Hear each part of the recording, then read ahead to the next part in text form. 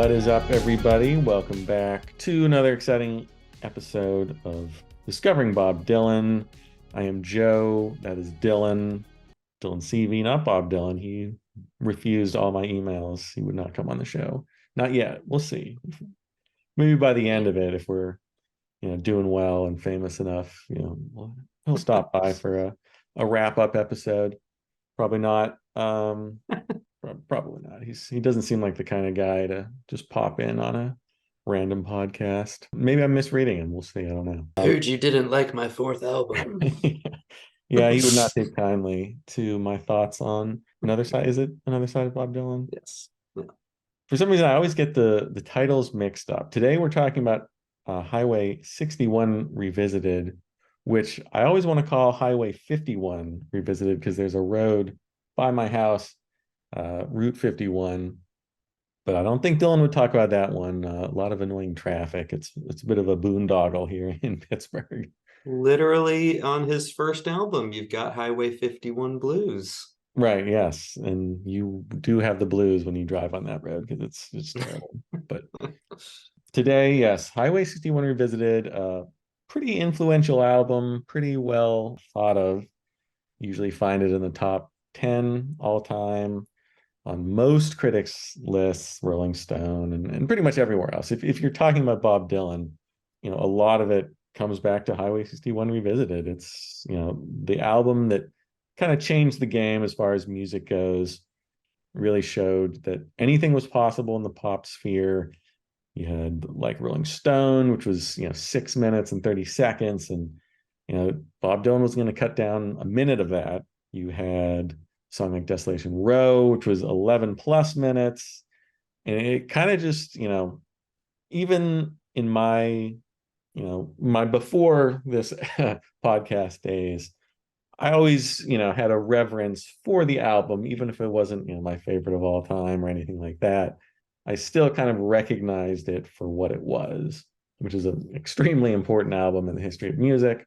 And, we've been through the first 5 albums, and, my appreciation for Dylan has grown, I think, by, each album, I think, even from the debut, where I found a lot to like, through the acoustic stuff. We're in the electric versions now, bringing it all back home, which I really took a shine to, up to 4.5 stars for that one. And Highway 61's kind of been sitting there. It's, it's a big deal. And I said in the last episode that I was a little afraid of this one. My last experience with it was when we did the Album of the Year series. It made my top 5 kind of by default, because I'd only listened to 7 albums in 1965. And, just like a Rolling Stone, alone was enough to get it to 4 stars, solid 8.5 for me. So will I like it more now that I've been through the Dylan ringer and been on this Dylan discovery? That is the question we will answer today in a little bit, where it stands, where it lands for me. I don't know if I know your thoughts on it completely. I don't know if you've really talked about it that much. I guess, we've been going album by album. I know you're a big fan of the electric period, big fan of bringing it all back home. Where is Highway 61 for you in your, back in the day when you were discovering Dylan and getting into Dylan? Was it sort of a sea change kind of album that changed your entire thinking on music, or is it just an album you really love? Is it an album you don't really love? I assume you love it, but what do you think of Highway 61 Revisited? Just the Cliff's Notes on it. Yeah, I think while I was discovering Dylan, I don't remember the exact order of the albums that I discovered him with. I know that Bring It All Back Home was kind of like the first major one. But I do know that my dad had the CD, and, the allure of like a Rolling Stone definitely drew me in. And as long as I have known Dylan and liked Dylan, Highway 61 has been, among the top tier of albums. And spoiler alert, again, I don't know if down the road this will lead to any sort of revealing of a ranking or anything, but this is, as of right now, my favorite Bob Dylan album. It's very close. It's even saying it so definitively is so difficult because it is almost like a 1A and a 1B for me with another record that we will get to. We have not talked about yet. But it's so hard for me to not love this record. And I feel like with so many classic records, it's as simple as saying, well, why is this my favorite? Look at the track listing. That's and that's why. Like a Rolling Stone, Tombstone Blues, takes a lot to laugh, takes a train to cry. Just like Tom Thumb's Blues, Desolation Row, Ballad of a Thin Man, Queen Jane approximately, Highway 61 Revisited. Just a murderer's row of unbelievable songs. I love the sound of this record. I think that it expands upon and it perfects the electric soundscapes that were introduced on Bringing It All Back Home, which, like we talked about, outside of a couple songs, is mostly a blues-based record. But on Highway 61, you've got this kind of cool ramshackle blend of, yes, like Chicago blues, electric blues, but also a bit of jangle pop, a bit of British beat music. And by itself, that blend is so unique. And then when you add Bob's vocals into the mix, and up to this point, I think we've said almost with every album, like, man, his voice is getting better and better. I think up to this point, this is his best vocals. These are his best vocals on record. They're so pointed. They're as powerful as they've ever been, as focused as they've ever been. When you add those vocals into this, sound and the breakneck performances by the band, it's unlike anything else. It's singular, not just to Bob's discography, but to all of rock and roll. And I think that is so cool. It's almost there on Bring It All Back Home, but not exactly. It's not as diverse musically with the band. And there's similarities on Blonde, which is coming up, but on Blonde, there's a change in the backing band. He's got kind of that hazier vocal delivery, and that lends to a really noticeable shift in vibe. And then after that, he adapts a much more stripped down approach. But he never returns to this sound, and I think it's unlikely that he could have, even if he wanted to. And that's not a condemnation of any other record, just trying to illustrate how exclusive this sound is. And I think it's absolutely incredible and beautiful and brilliant, and I cherish it like no other record, because the record that I consider the other part of the 1B at the top is a completely different animal. I think it's absolutely remarkable. And when I was listening to it this last week, probably the 764th time I've listened to it in my life, I became more confident than I've been in a while with this series that we'd be having a good conversation today. Because I think that, as I hinted at in the last episode, even though I do sense a little bit of this, what's the word I'm looking for? I sense a little bit of this internal dilemma on your end to hang on to your cred, to hang on to the hatred. But the fact that you always kind of revered this album to some degree, and now that you're at kind of a greater height of appreciation than you've ever been, I feel pretty confident that you're about to tell me some things that I'm gonna like hearing. Yeah, I think I've had a hesitancy to really give my heart and soul to Dylan up until now. So let's get into my thoughts on this one. Obviously, it kicks off with Like a Rolling Stone, which even when I was 14 years old, I could see that it was one of the greatest songs of all time. If I made a list of the greatest rock and roll songs of all time back then, it would be at the top. And there's just something about it. They say that Al Kooper improvised riff. It's serendipitous. I saw that word thrown around for it. You know, listening to it again this time, and it's always been a song I love. You know, I think I like it even more now because I'm noticing more things about it. I don't even know if I ever really gave, you know, Mike Bloomfield enough credit for the guitar work, which is, in my opinion, equal to the greatness of the Al Kooper organ riff. I mean, Mm-hmm. there's tasty licks on that song. I've always loved the lyrics. I'm still not 100% on that stream of conscious surreal stuff. When Dylan kind of gets into this type of lyrics, you know, it kind of starts out, you know, venomous, and you can tell it's personal and poignant to him. And then the narration kind of moves from like disdain and spite to a little bit of compassion for, you know, whoever he is singing about. And it's probably a woman that he knows and has dealt with. Who knows exactly? It's Bob Dylan. He could be literally singing about anything. But his word choices and the lyrics, I think, are just brilliant. It feels, you know, even if he's singing about one particular person, it feels like he's capturing like the entire like mood and climate of, you know, the entire, you know, United States of America, if not the world. And it's sort of like this double meaning, where it's personal but also universal. And I just think it's a brilliant song. It'll never not be a brilliant song. Even when I didn't like Dylan that much, I knew it was a brilliant song.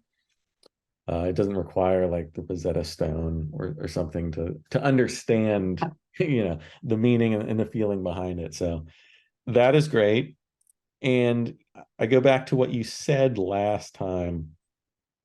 I think you said it last time. Maybe I'm just making this up, but you know, when Dylan went electric, it's not like he turned into like a Baroque composer or something. It's not like jazz rock or anything like that. It's still kind of Bob Dylan. It's just like layered with more and more of the blues and the folk.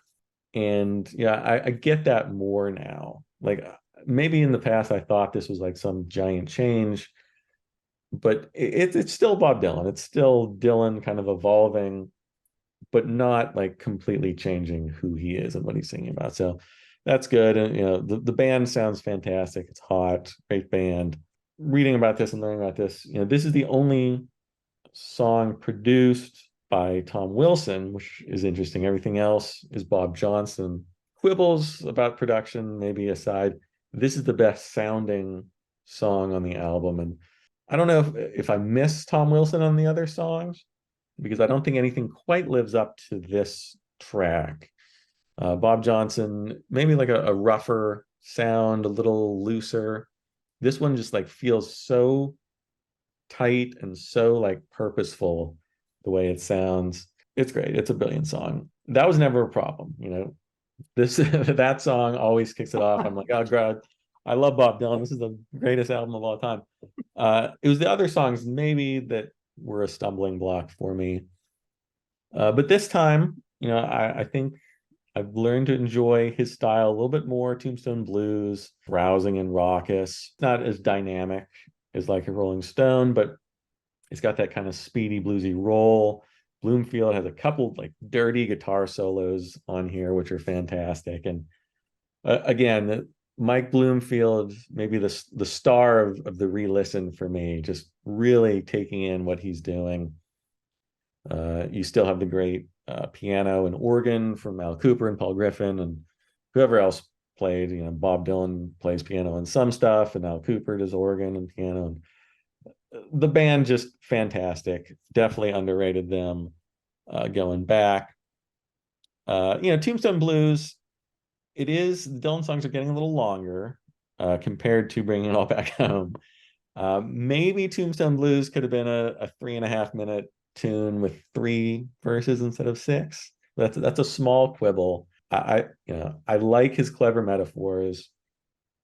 Maybe one or two too many. I really got to, you know, dial in and read some lyrics, but you know, you can't, even if you don't love, you know, the way Dylan composes a song with the verses pretty much just running together. you can never say he's not writing, really great lyrics and really clever and pithy kind of little observations throughout. So I can't really knock him for the length of that one. It takes a lot to laugh, takes a train to cry, great ramshackle harmonica, sounds like a train. The song sounds kind of like a drunken carnival, almost like a country-ish blues rocker. And it gave Steely Dan the title to the first album, Can't Buy a Thrill. It's a great little line in there. From a Buick 6, really feels like the same like vocal cadence as Maggie's Farm. I still, I don't love From a Buick 6. I think it's okay. Maybe not, living up to like Rolling Stone or Tombstone Blues, anything like that. Not bad, but I do love, and I gained a lot of appreciation for Ballad of a Thin Man. It's got that bridge in there. You called it an actual friggin' bridge in a Bob Dylan song. Hallelujah. Brings in that piano as sort of the anchor, the focus of the song, which I really like. I kind of wish he did that more. And it's Bob Dylan playing piano, and the sound is fantastic. The sound, the playing, it's dark and foreboding. It's got this really cool and dark and foreboding vibe to it, which I really like. It's nasty is what this song is. Guitars, it's something maybe you wouldn't notice on first listen, but you really get in there and you really listen to the guitars. They're great throughout. Every song has some great guitar parts, whether it's the rhythm or just the little leads that Bloomfield's throwing in there. Another one where maybe overstuffed with lyrics. It's hard to follow the plot with some of these lyrics. And even, you read the biographies and stuff and talk about the lyrics and everything. It's tough to even like find like what it's actually about. It could be about a million different things. And I've read a bunch of things saying like, well, it could be this. Could be about Brian Jones of the Rolling Stones, and it could be blah blah. I don't know. Nobody knows. Bob Dylan, he probably doesn't even know. What I did find, and I think I'm going to glom onto this interpretation, that it's just kind of an attack on journalists, which I like. I dig that. I like the nasty, venomous Dylan. That's always my favorite. Like Rolling Stone and Positively 4th Street, which, man, I wish that was on this album, because that is my second favorite Bob Dylan song. But that vibe, that spirit of Bob Dylan when he's really on the attack, I really dig. Queen Jane approximately, not my. It's kind of a rehash of Like a Rolling Stone, isn't it? It's got like that same kind of like organ riff, that triumphant kind of sounding guitar figure that would come in on the Your Last Meal and part in Like a Rolling Stone, but a little sloppier.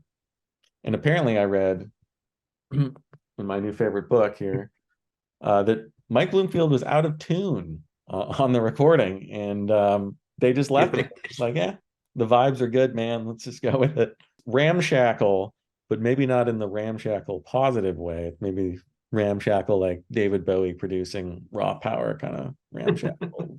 Like, why didn't someone stop him and just like, hey, Mike, tune the guitar a little? Your B string, it's a little off there. But it doesn't ruin it. I think it's a solid song, but not one that I really like loved and vibed with. My least favorite part of the whole album would be the fake police sirens in Highway 61 Revisited. Like that really caught me off guard, because I don't remember that at all in my last listens, and it's really sort of like Looney Tunes, Acme siren kind of thing, and that one threw me for a loop a couple times.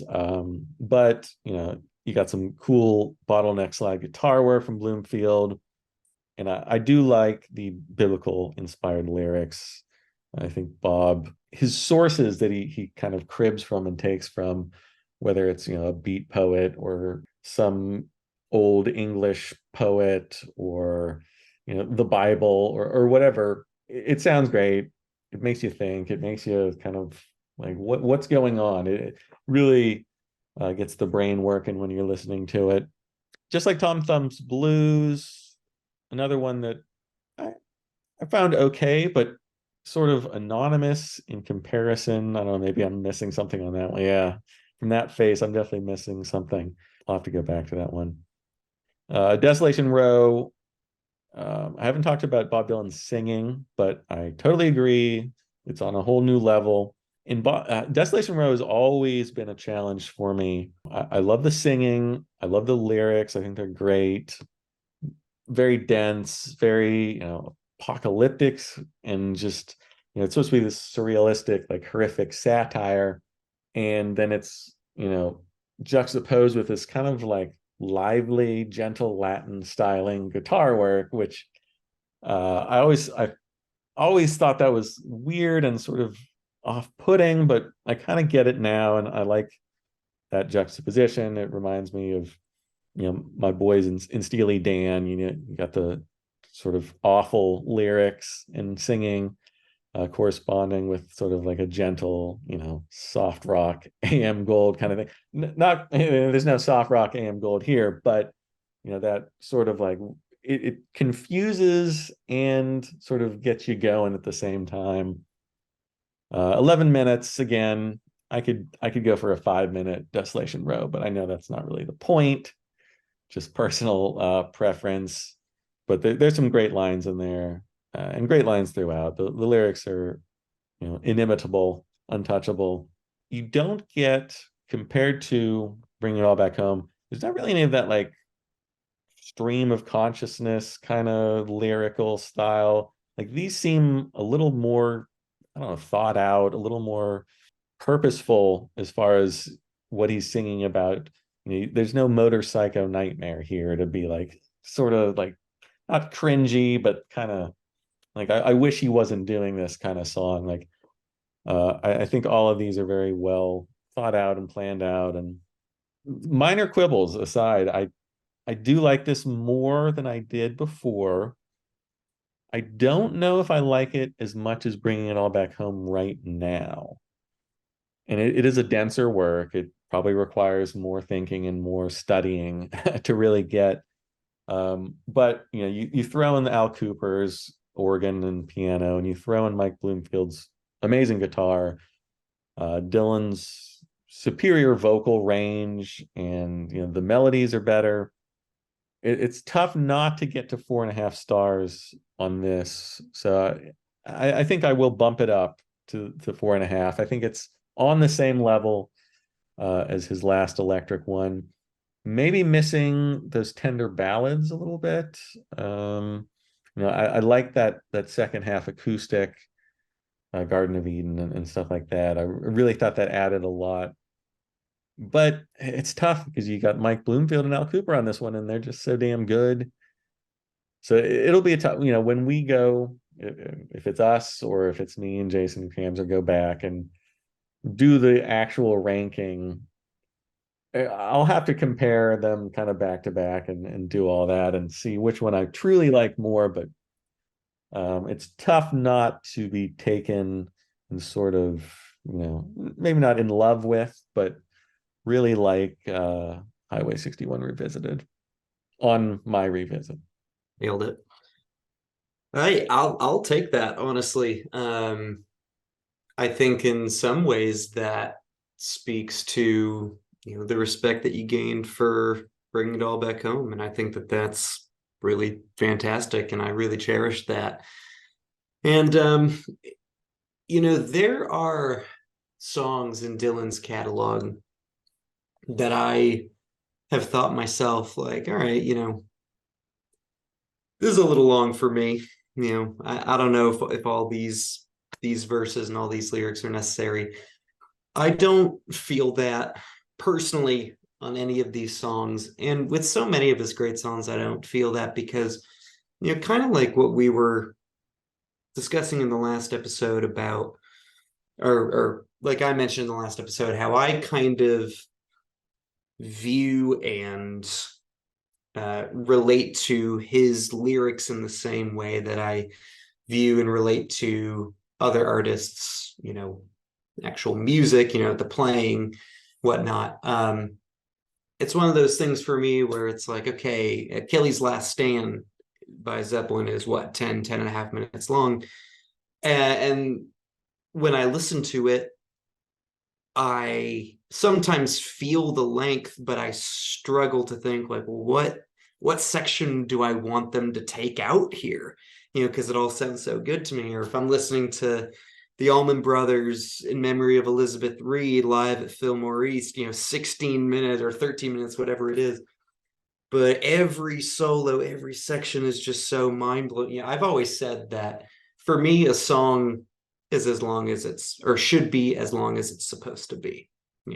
We all love and appreciate a good, snappy 2.5, 3-minute pop song.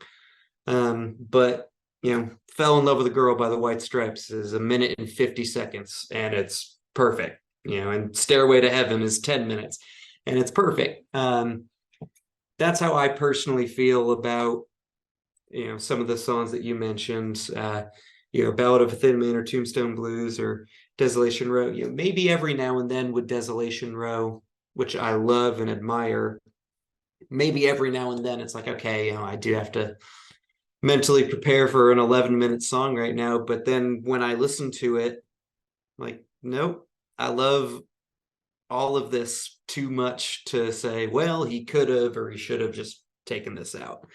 And yeah, to some degree that's all personal preference, but I guess that's the way that I look at it. I do think, for you saying that it's missing those tender ballads. Yeah, nothing maybe necessarily as tender as She Belongs to Me or Love Minus Zero, which still very much based around acoustic guitar.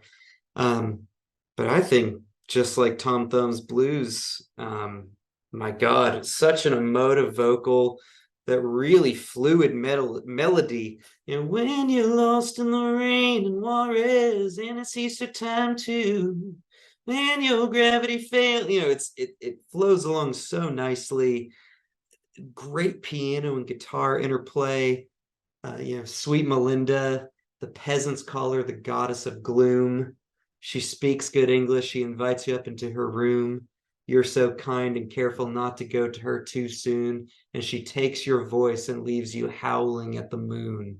Like, that sort of romanticism is still there. It takes a lot to laugh, takes a train to cry, I also think is very much on that level. Much more tempered blues, like you said, great harmonica performance, really melodic song. So I think those songs have always fit that bill for me pretty well. Yeah, the guitar in Queen Jane approximately is more than a little out of tune. It's for me, it's the one, not a black mark on the record, especially because I love that song, but I appreciate and admire Dylan's insistence and ability to always go with what the moment and the vibe is telling him. There's so many moments on his records where you can tell, oh, that was a first take, and the bassist didn't know what was happening there, or he didn't know how to sing that yet. But for him, it was so like, whatever this song means to me right now, we captured it just now. And it's not about creating this absolute perfect, I don't know, soundscape or performance, what have you. The perfection, quote unquote, lies in the execution. And I think that's a conversation that you guys have had on the channel with multiple things that we've all had, the perfection of imperfection, and especially when it pertains to so much classic music. The guitar in Queen Jane approximately, it's definitely like, ooh, that's a little rough right there, but I still think it's such a good song. I completely agree with you on Ballad of a Thin Man. It's so acidic, so dark.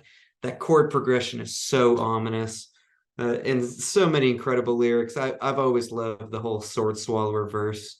The sword swallower coming up to you and says, "Here's your throat back. Thanks for the loan." What a ridiculous lyric.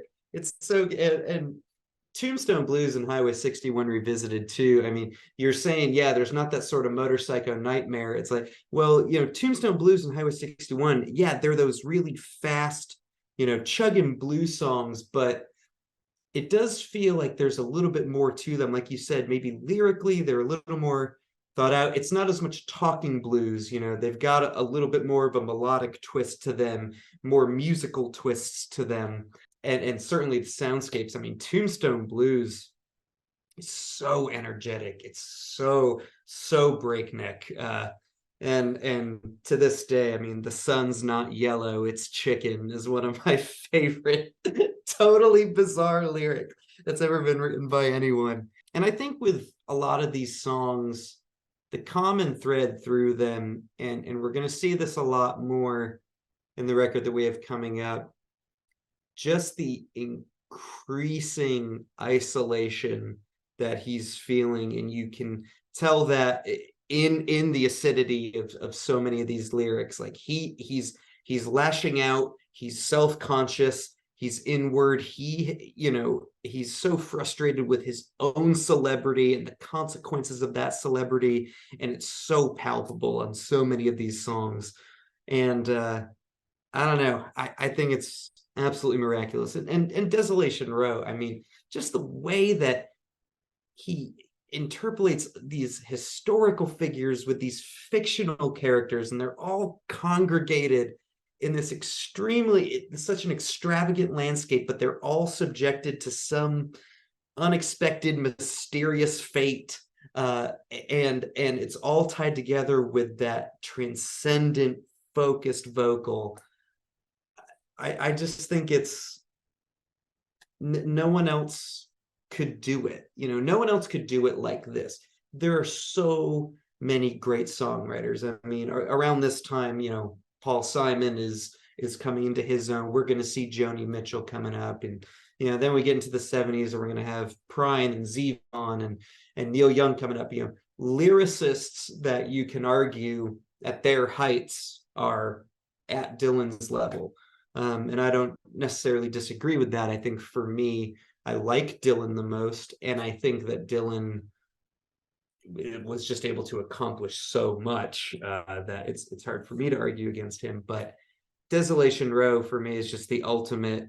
Like, who else could do this? And furthermore, who else could do Like a Rolling Stone? I mean, no one was doing it at the time. No one had any songs on the radio. And this isn't to say that the Beatles and Smokey Robinson and so many other great songwriters didn't have amazing lyrics on the radio at the time, but none of them were like a Rolling Stone. And yeah, Mike Bloomfield's guitar, Al Kooper's organ, Dylan's rhythm guitar is so unrelenting, and his voice, his intensity boils over in all the perfect spots, but he still sticks to the melody, but you just feel it. It's pure emotion just pressed onto the record.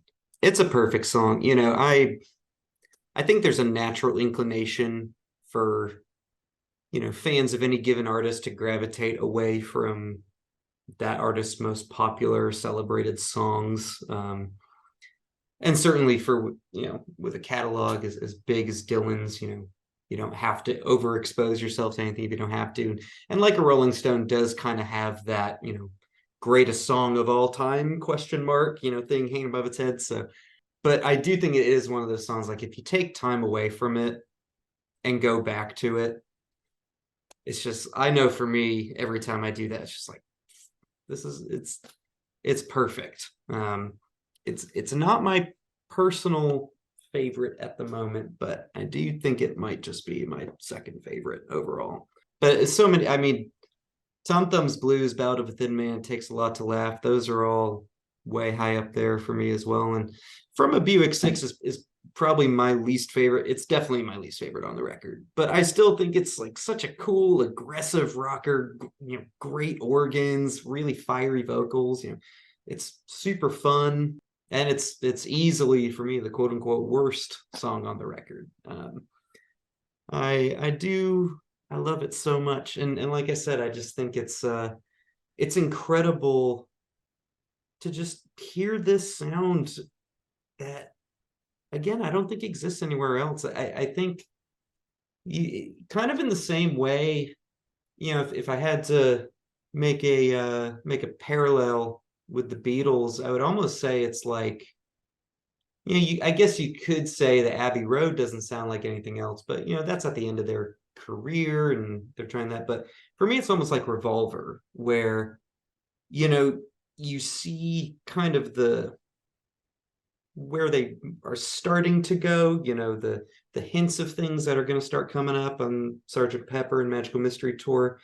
And you hear some things that relate back to Rubber Soul and Help and what came before that, but I think Revolver is similar in that like no album really sounds exactly like it. And I think that is so fascinating.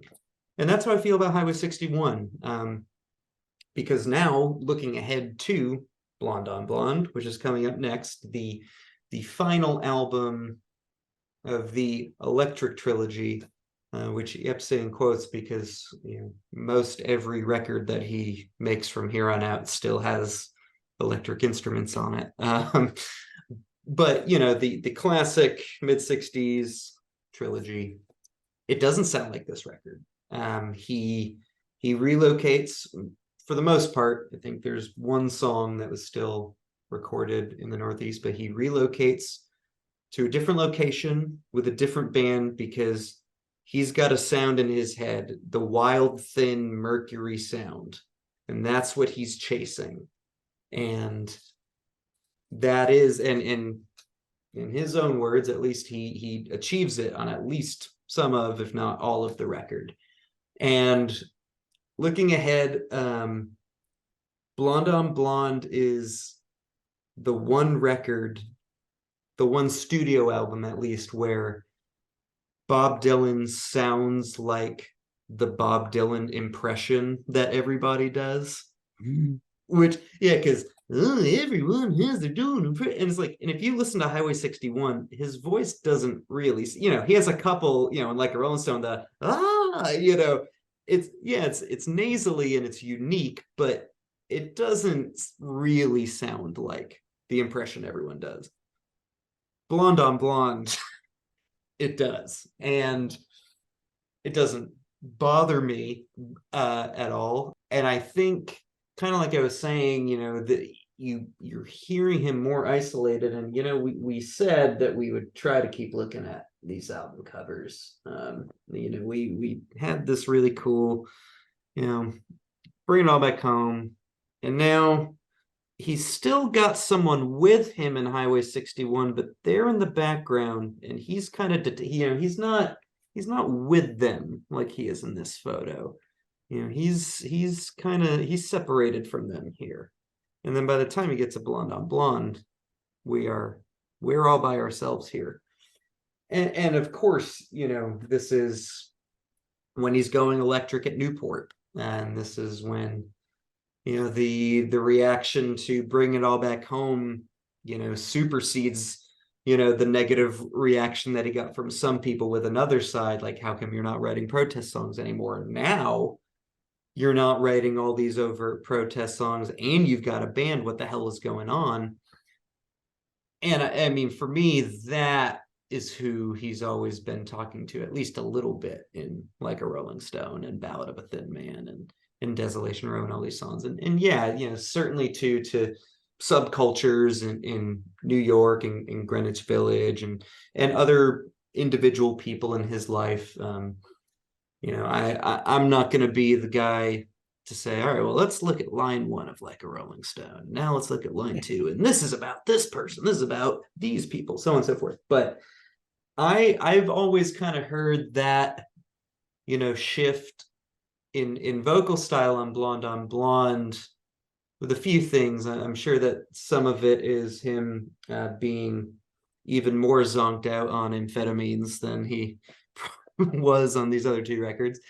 I think it is a part of him trying to chase that sound, adapt his voice to that sound. And I also just wouldn't be surprised if some of it too is him just in that slight fuck you way that he's always got going on. Like, I'm going to continue to not do what you want me to do, or I don't care what you want me to do. I don't care what you expect me to do.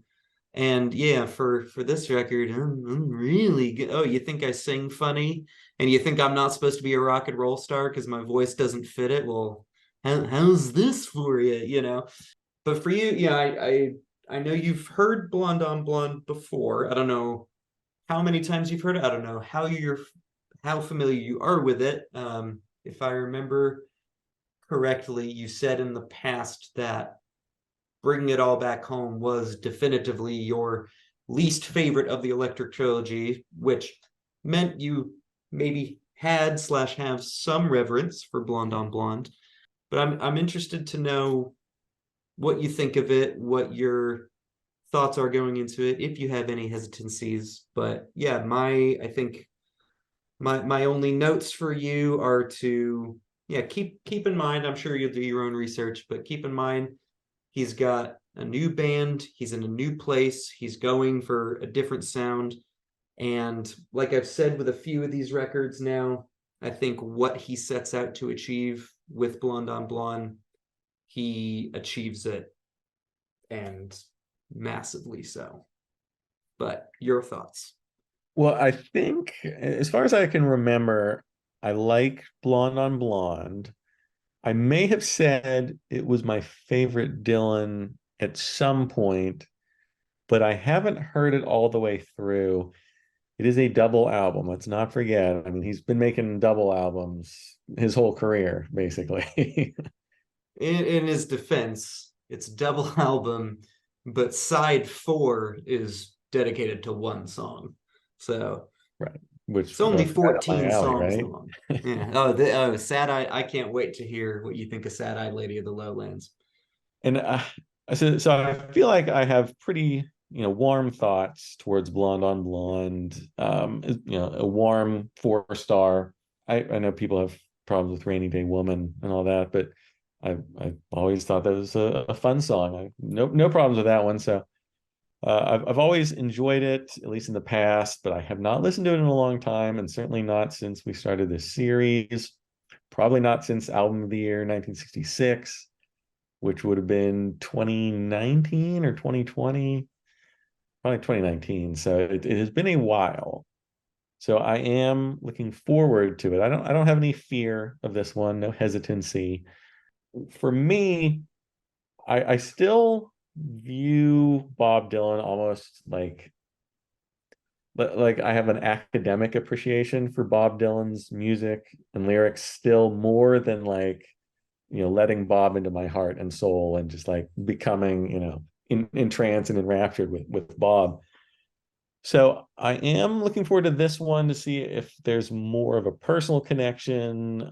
I don't remember what his style is as far as like the lyrics go and everything. I feel like it's a little warmer and personal, but I could be wrong. I could be totally off, but I think at least from what I remember, there's a little more of that like intimacy, a little less of something like Desolation Row, where it is sort of not confusing, but like there's a lot of stuff going on, and maybe simplifies it a little bit on Blonde on Blonde.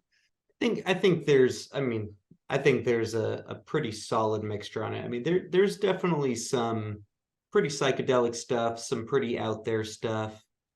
But there is definitely some more personal stuff. There's a lot of bridges, I mean, off the top of my head that I'm thinking about, from a musical standpoint. And he definitely delves into, some of these other musical influences more, some more sort of jangle pop, that you're going to hear in songs like Absolutely Sweet Marie and I Want You. You're going to hear some like real, like even more so than the last 2 records, like his approach to the blues on Blonde is very, very reverential, like for the genre. Like the second song, especially Pledging My Time, like you can tell that he really loves and appreciates, Muddy Waters and Little Walter and the Chess Record stuff. Like it's a really, really cool mix of styles across the whole record. And then there's just some stuff that, kind of like Highway 61. So some of the stuff I've said for Highway 61, you can easily say for Blonde on Blonde, in the sense that very few albums, if any albums, sound exactly like it. But I think you deserve to feel positive and unfearful going into it. I don't think you're going to love every single song, but I think you are going to thoroughly enjoy quite a bit of them. And I think you're going to relate to a good amount of it. Okay, well, that sounds promising. I will give it my all. I'll give it the best shot. Free, clear mind, free of my past Dylan doubting ways. And we'll see what I think. It's 1966, so there's a lot more competition, and everyone's kind of putting their best foot forward. You got Revolver, you got Pet Sounds, Aftermath, a lot of stuff going on in 1966. So it is, I always, like I said before, I like to think about what's going on in the music world. And I think that helps me appreciate Dylan even more because, like you were saying, nothing sounds like Rolling Stone. Nothing sounds like Highway 61 Revisited at all in 1965. He's still way ahead of the game, but by 1966, people are really catching up. Lyrically, I'm sure he's still phenomenal and ahead of the game. Musically, be interesting to see what kind of influences he brings in, if any. And yeah, I'm looking forward to that one.